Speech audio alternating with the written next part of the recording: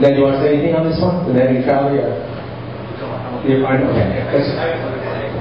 It also helps if you electionally let them on to sit in the pocket of corporate lobbyists. So.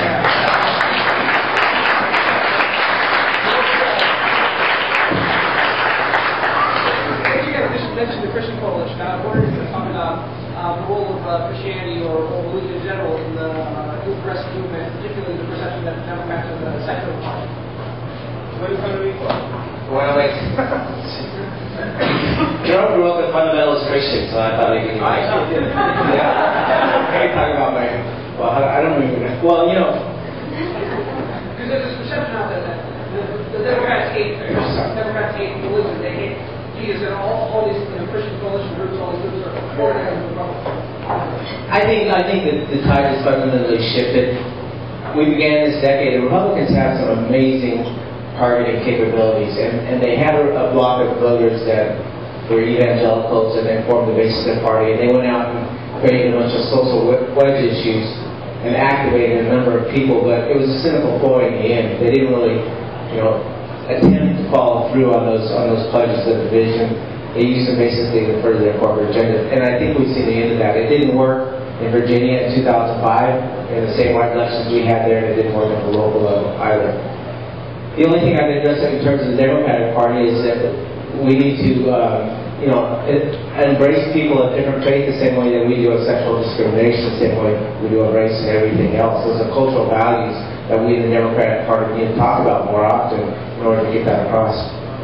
And Marcus has actually created a great site, Street Profits, that has helped bring that dialogue forward.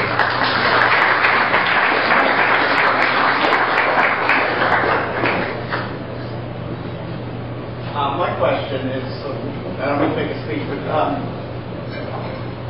just kind of want to know if you agree with this. I think that one of the unfortunate things we as Democrats have done as a party is allowed this false dichotomy of if you want security, you got to go with Republicans because they're going to be ready to go to war, and that's the only way you get security. And we have failed to make the argument that they are not giving us.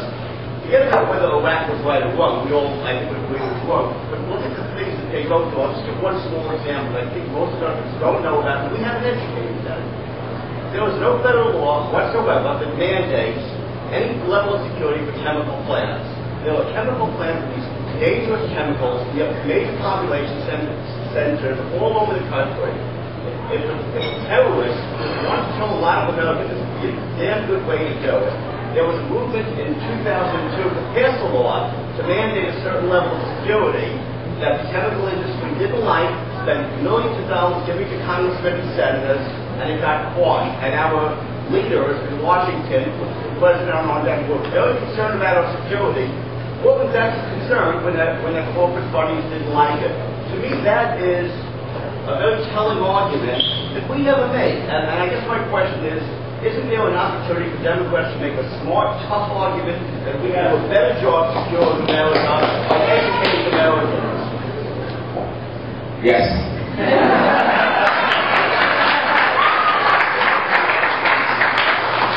At this moment, actually, I'd like to do something. I'd like all the bloggers here to introduce themselves and maybe talk about what their site is about and what their domain is. Let everybody know, because you know what, nobody will be following this race the way your local bloggers will be. None of us will be at the national level. We have other things to look at as well. And really, they have the best connection with you guys locally, and you really should frequent and visit the local bloggers. There's a lot of great energy there. So,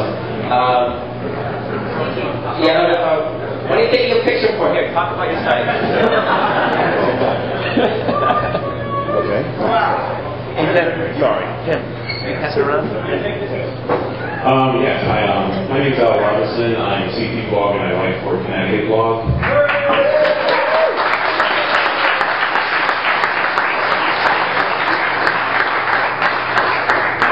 I basically started my blog because I didn't like the way our country is going, the way Republicans are running this country, and I think it's time for a change. And if my blog can help out in that, then so be it. And for those of you who don't know, Al is actually the blogger who snuck into a non-press event where Senator Lieberman first admitted that he would consider an independent run for the United States Senate. None of that would have become public. Citizen journalism.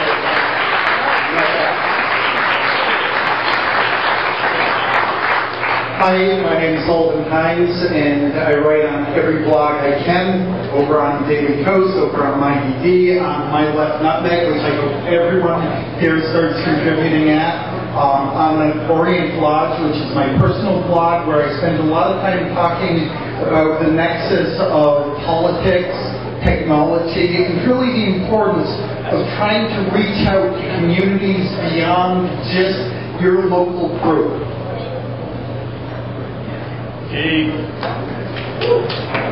President. Let's stay. Hi.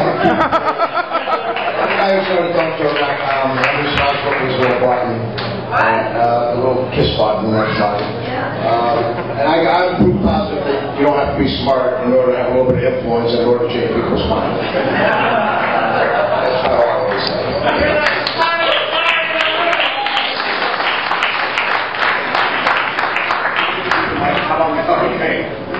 I'm Connecticut Bob, CTblogger.blogspot.com.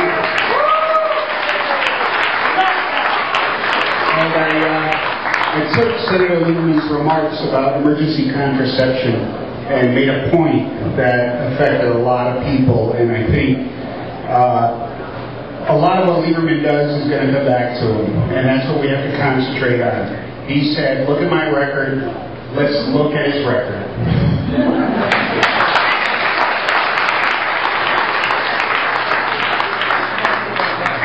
Hi, By the way, Connecticut Bob, remember those masks, the MapQuest masks with the different hospitals?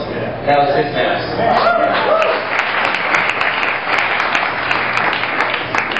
I'm Neil Fink. I'm one of the front pagers at My Left Nutmeg, which all of you should be visiting if you're not already. I also have my own blog that's kind of become the orphan child as I spend all my time on My Left Nutmeg, but withoutaPurpose.com is my blog, and there actually is a great purpose to it because it started really as an anti-war blog, and it's kind of, because I'm anti-war, I live in Connecticut, it's more really into a support Ned Lamont blog, and I'm glad that, now there's so many out there doing this.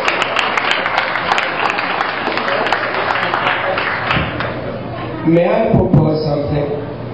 A lot of us would like to know who Ned Lamont is. Could we pass the microphone to Ned Lamont? Would it be okay with people in this room? I personally would like to know who Ned Lamont is. I want to meet the rest of the bloggers. Only after?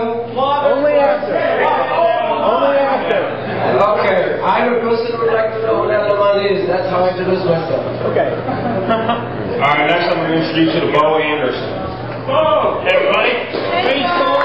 Great boy. To the gentleman who was just here, the best way to find out who Ned Lamont is, unlike the way you would find out who Joe Lieberman is, go and speak with him, because that's how I got to know who he is. And I met Ned once, and the next time I saw him, despite the thousands of people he's meeting, the next time I saw him, he said,